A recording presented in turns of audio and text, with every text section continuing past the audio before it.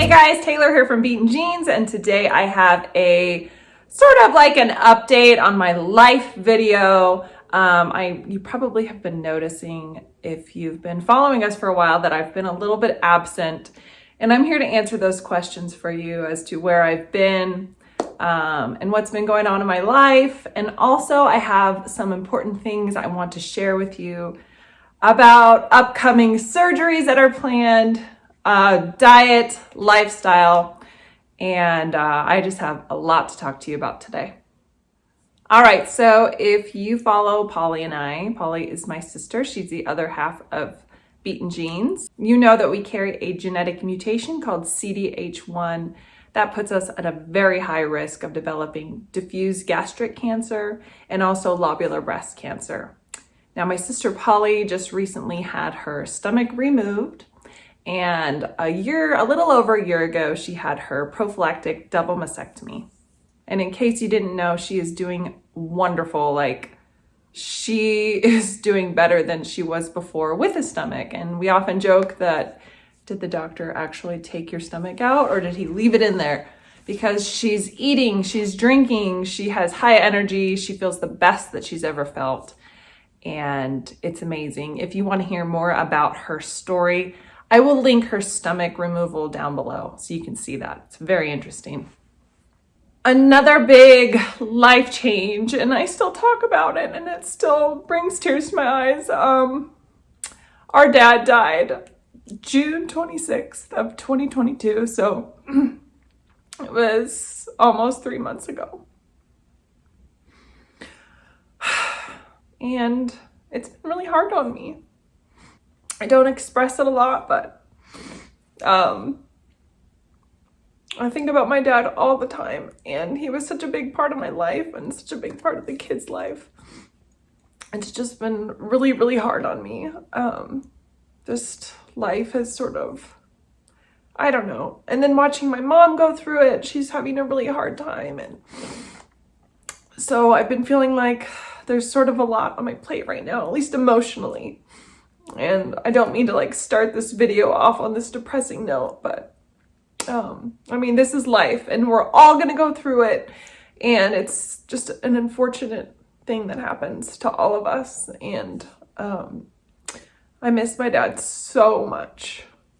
And because I've been feeling this way, I don't know, I sort of have taken a back seat to Beaten Jeans.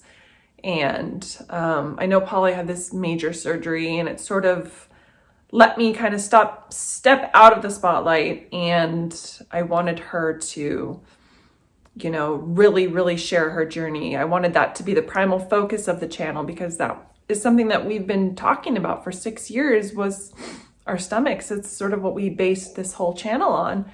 And the fact that she had her surgery, I sort of just wanted to step back and let her take the stage. And I'm just sort of feeling like it's time for me to get back in there. And I do have a mastectomy scheduled for September 19th. So that is in 2 weeks from yesterday.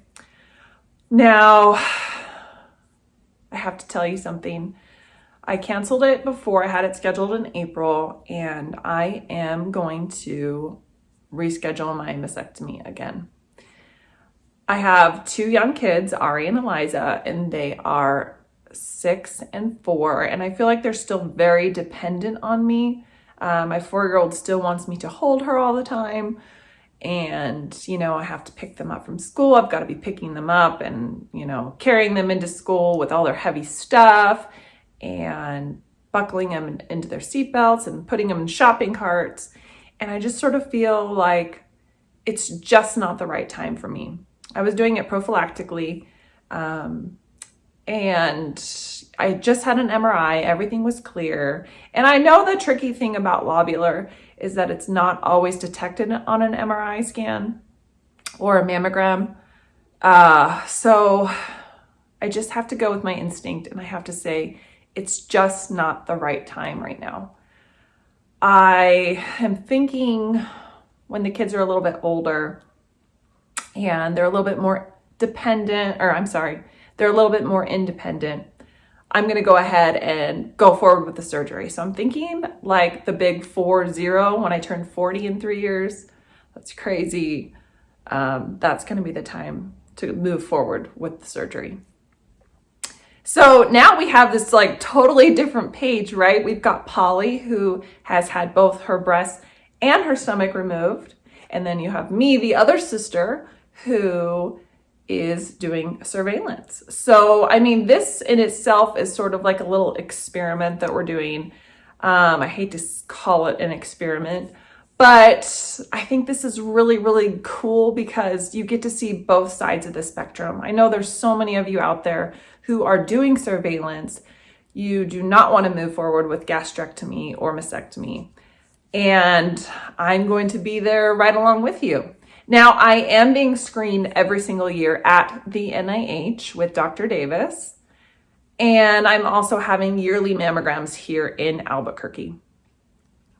So I'm not, stepping away from CDH1 in any way. I will always keep up on my screenings and just keep that a top priority as well. All right, so now that that's out of the way, another thing, I don't know if you have noticed this on our channel, but me and my family have been getting sick so much. So it started last October, so it was October 2021. My daughter Eliza got sick. It was Halloween, so if I vividly remember it. And since October of 2021, I have a calendar where I write down, all the times that we're sick so I can remember, I can look back and see, when were we last sick and all that. So it ended up being every single month since last October. So October we got sick, November we got sick, around Christmas we were sick, January we had COVID, February, March, April, May, June, July. We were just sick when we went on our trip to Hawaii, which was a very big bummer. And I was also sick when we went to the beach with my mom.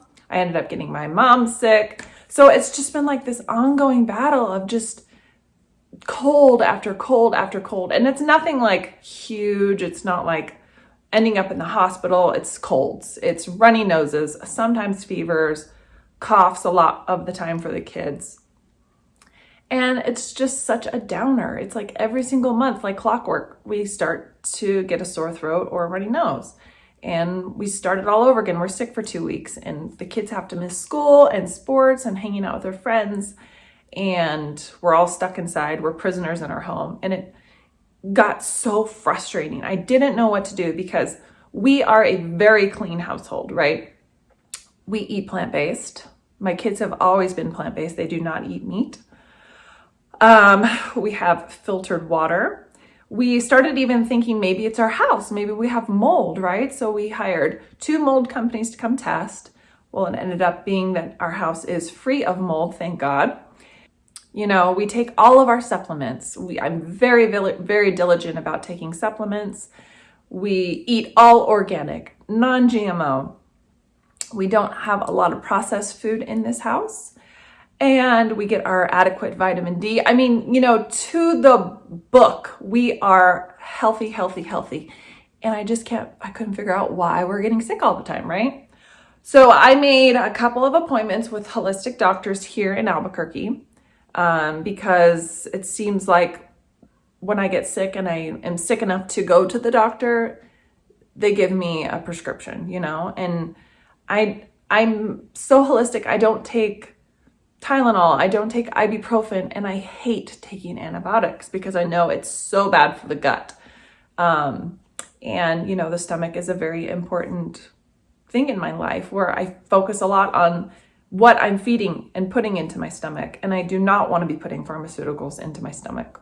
I had blood work done with one of the doctors and it came back that I am very low in protein and iron.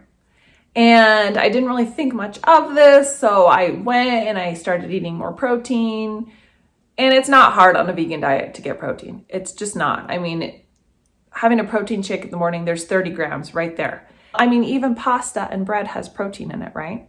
So iron is another thing. So I started taking iron supplements. And I went back in for a second blood draw, and my protein and my iron were still low. So I went to another doctor, and he recommended taking all of these supplements. So I'm like, I'm willing to do anything. So I spent a big wad of my money, and I purchased all of these supplements and started taking them.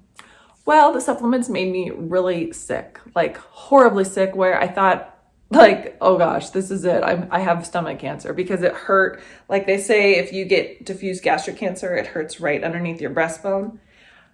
It hurt so bad it kept me up at night. And I didn't correlate the two, that it could have been the vitamins I was taking to the pain. So it went on for like 2 weeks, and I was like, okay, that's it. I'm having my stomach out.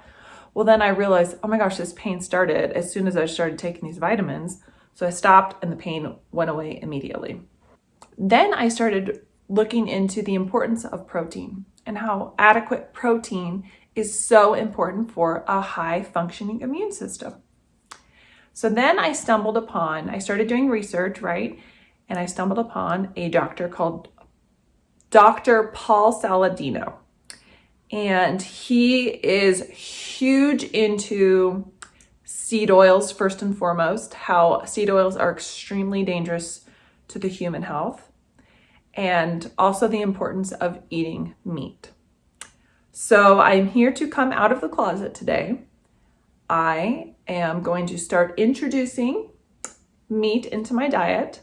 And when I say meat, I mean only grass-fed beef, only eggs that are raised humanely, open pastures, and only chicken that is raised humanely and organically. So we have this amazing store in town called Keller's, and they source all their meat from a local farm. And in fact, you can go visit that farm and see the animals and, get a really true sense of what you're eating. Also, my husband is a hunter, and he hunts deer and elk. So I will also be incorporating the elk and deer into my diet. Now, this is something that's so weird, because we based our channel on CDH1 and a vegan, whole food, plant-based diet. And here I am flopping it. So that was another reason why I kind of stood back, is because I was like, well, this is going to confuse everybody. Like, all of a sudden this vegan channel has meat in it. Like, I shouldn't be a part of this. For a minute there, I thought I should just be done. But this is another thing that makes it so interesting, is that Polly has had her gastrectomy, her mastectomy. She's mostly whole food, plant-based, with a little dairy, a little egg. And then me over here, I'm surveillance girl with an organic, no seed oil and meat diet, but I'm also going to be having fruits and vegetables, of course. It's just so interesting, because we're on totally different spectrums. And I think that this is going to kind of add some excitement to our channel. And I just want to say, I apologize to those of you who follow us strictly for our vegan content. I want you to know I'm not going to be like eating meat every day, all day. That's not what I'm going to be doing. I'm just going to be adding a little bit here and there, because whatever I can do to improve the health of myself and the health of my family, I'm going to do it.